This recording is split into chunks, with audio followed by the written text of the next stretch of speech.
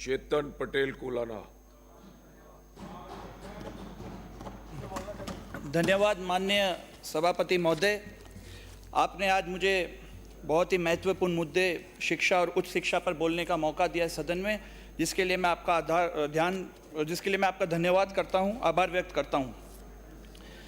माननीय सभापति महोदय,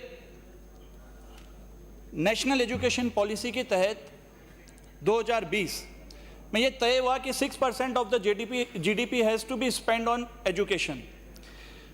are we really spending this amount on education? ये आज सोचने का विषय है। 6% ऑफ GDP केंद्र सरकार क्या शिक्षा के ऊपर देती है? 4.1% टू 4.6% GDP का इस बजट में दिया गया है।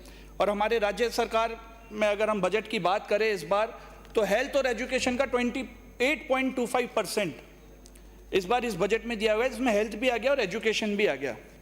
आज जो शिक्षा की स्थिति है, गहलोत सरकार के बाद में आऊंगा, पर जो 400 स्कूल बंद किए गए और गत गहलोत सरकार में जो इंग्लिश मीडियम स्कूल खोले गए, उनको बंद करने का काम इस सरकार ने किया। और अभी की ताज़ा खबर 14 फरवरी की मैं आपको बताऊं कि इस सरकार में जो काम हो रहा है शिक्षा के ऊपर, स्कूल और आंगनबाड़ी में खोल दिए पशु अस्पताल। आंगनबाड़ा बच्चों की कक्षा में पशुओं का इलाज हो रहा है। ये न केवल शिक्षा बल्कि पशु चिकित्सा पे भी सवाल खड़ा करता है सरकार के ऊपर। टीचर्स लगा नहीं पा रहे हैं शिक्षा विभाग में। माध्यमिक शिक्षा में 3.5 लाख में से 1.5 लाख के आसपास पद खाली है। और ये खबर है 29/7 की, जिसमें शिक्षा विभाग में डेपुटेशन बैन। इस आदेश के बाद 27 जिलों में हो गए 111 डेपुटेशन। अगले दिन माननीय मंत्री जी का आदेश निकलता है कि शिक्षा विभाग के कर्मचारियों व शिक्षकों का डेपुटेशन निरस्त होगा। ये बात है 26/7/2024। आज 2025 मार्च में भी ये स्थिति है कि मेरी पीपलदा विधानसभा में और आपके गृह जिले में माननीय शिक्षा मंत्री जी 3 शिक्षक डेपुटेशन पर लगे हुए। सुल्तानपुर तहसील में और पीपलदा तहसील में 20 शिक्षक, आपके आदेश करने के बाद भी 20 शिक्षक डेपुटेशन पर लगे हुए। ये सोच का विचार है। मैं माननीय सभापति महोदय जी आपको बताना चाहूंगा कि सरकारों का, समाज का आज विज्ञान पर कम और धर्म पर ज्यादा रुझान हो गया है। बहुत अच्छी बात है, होना चाहिए, क्योंकि धर्म से ही हम संस्कार ग्रहण करते हैं, इससे ही हमारी संस्कृति है। पर अंधविश्वास नहीं होना चाहिए, क्योंकि ये देश विज्ञान से चलेगा, संविधान से चलेगा।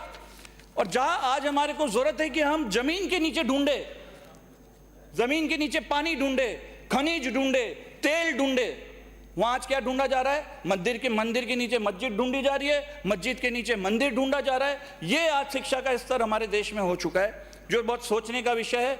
और यही प्रधानमंत्री जी, माननीय मोदी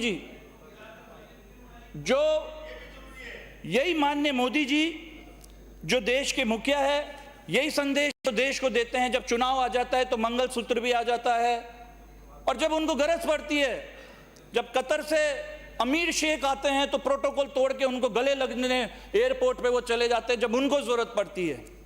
ये सोचने का विचार है। माननीय शिक्षा मंत्री जी, आप पंचायती राज मंत्री भी हैं और आपके गृह जिले में, वैसे तो आज शिक्षा पे चर्चा है, पर मैं फिर भी आपको बताना चाहता हूं कि आपके गृह जिला में प्रधान नईमुद्दीन गुड्डू, सरपंच नसीर बानो, सरपंच मोइनुद्दीन गुड्डू, अमीन पठान जो पहले बीजेपी में थे, बाद में कांग्रेस में आ गए, उनकी क्रिकेट एकेडमी तोड़ दी गई क्योंकि वो फॉरेस्ट में जगह आती थी। पर जब तक वो बीजेपी में थे तब तक कोई फॉरेस्ट नहीं, कोई कुछ नहीं। पर मैं ये बताना चाहता हूं, जब सबका साथ सबके विकास की बात होती है माननीय सभापति महोदय, तो मैं आपको ये भी बताना चाहता हूं कि मेरे पीपलदा विधानसभा के अंदर हम आप पे ज्यादा बोझ नहीं देना चाहते माननीय शिक्षा मंत्री जी। हम तो हमारे विधायक कोष से पीपलदा कला गांव है, जिसमें मदरसा के लिए 10 लाख रुपए स्वीकृत किए गए, जगह आवंटित हो गई। आबादी क्षेत्र से दूर वो भूमि है जो आवंटित हुई, उसकी एस निकल गई, टीएस निकल गई, एफएस निकल गई। उसके बाद उसका काम चालू हो गया, काम चालू होने के बाद उस पर विरोध दर्ज करवा दिया गया, काम चालू होने के बाद भी उस काम को रुकवा दिया गया। विरोध तो हर चीज में होते हैं, किस चीज में नहीं होते, पर इस विरोध को खत्म करना प्रशासन का दायित्व बनता है। तो मैं आपसे निवेदन करता हूं, जो मोदी जी जो बात करते हैं सबका साथ सबका विकास, वो दिखना भी चाहिए। और दरबी जी में आपके पास, ये भी सुल्तानपुर के पास दरबी जी में एक बच्ची की मौत हो गई, बिल्डिंग शौचालय उसके ऊपर गिर गया, शौचालय की जो छत थी वो उसके ऊपर गिर गई और उसकी मौत हो गई। और यही स्थिति जो जर्जर भवन है, वो स्थिति हमारी विधानसभा में भी है। इसके लिए मैं आपको एक बार पुनः अवगत करवाता हूं। वैसे तो मैं बहुत बार पत्रों के माध्यम से भी आपको अवगत करवा चुका हूं माननीय शिक्षा मंत्री जी, पर हो सकता है न पहुंचाऊं, तो मैं एक बार आपको पुनः अवगत करवाता हूं कि उकलदा के नया कक्षा कक्ष हेतु सरकार को अवगत करवाया गया। उसकी छत गिर गई थी, गरिमत रही कि बच्चे उसकी चपेट में नहीं आए। इसी के साथ मेहंदी, कोटड़ापुरा, किशोरपुरा, खुमला जहांगीर जो सुल्तानपुर ब्लॉक में है, एवं बंजारी, छतरपुरा, लाखनी, अमरपुरा, चकखेड़ली, आडागेला, गणेशपुरा, झोपड़िया, संग्रामपुरा, मदनपुरा, खेड़ली महाराजा, उमेदपुरा जो ब्लॉक इटावा में है, इनकी जर्जर कक्षा कक्ष के स्थान पर नए कक्षा कक्ष की स्वीकृति प्रदान करने का आप कष्ट करें। और साथ ही पीपलदा विधानसभा क्षेत्र के राजकीय उच्च प्राथमिक विद्यालय पीपलदा खुर्द, झाड़ोल, खेड़ली कल्याण, बालिका मंडावरा, छापोल एवं राजकीय प्राथमिक विद्यालय झोपड़िया को क्रमोन्नत करवाने का प्रस्ताव भी सरकार के पास विचाराधीन है। इन विद्यालय को क्रमोन्नत करने के स्थानीय बच्चों को शिक्षा में फायदा मिलेगा, तो आप इस पे भी ध्यान देवें। और सीनियर सेकेंडरी में खातोली सीनियर सेकेंडरी स्कूल में जीव विज्ञान, होम साइंस, चित्रकला खोला जावे, ये मैं सदन से निवेदन करता हूं। और जो शिक्षकों की कुछ मांगे हैं जो मेरे को प्राप्त हुई, उससे मैं सदन में आपको अवगत करवाना चाहता हूं माननीय शिक्षा मंत्री जी, जिस पे आप ध्यान देवें। क्योंकि शिक्षक अगर तनाव मुक्त रहेगा तो निश्चित रूप से वो बच्चों पे ज़्यादा ध्यान दे पाएगा, शिक्षा का अच्छे से विकास हो पाएगा। शिक्षकों को 7, 14, 21, 28 एवं 32 वर्ष पर चयनित वेतनमान दिया जावे। संस्कृत शिक्षा विभाग में डीपीसी की प्रक्रिया शीघ्र आरंभ की जावे। राष्ट्रीय शिक्षा नीति 2020 की समीक्षा की जावे। स्थायी हस्तांतरण नीति लागू की जावे। ट्रांसफर में डिजायर व्यवस्था बंद की जावे। अध्यापकों के सभी संवर्गों के हस्तांतरण में शीघ्र खोले जावे। शिक्षकों को सभी प्रकार के गैर शैक्षणिक कार्य से मुक्त किया जावे। कंप्यूटर अनुदेशक का पदनाम कंप्यूटर शिक्षक किया जावे। प्रयोगशाला सहायकों को 97 से अध्यापक मानते हुए समस्त लाभ दिए जावे। सभी उच्च माध्यमिक विद्यालयों में हिंदी और अंग्रेजी अनिवार्य के व्याख्या के पद सृजित किए जावे।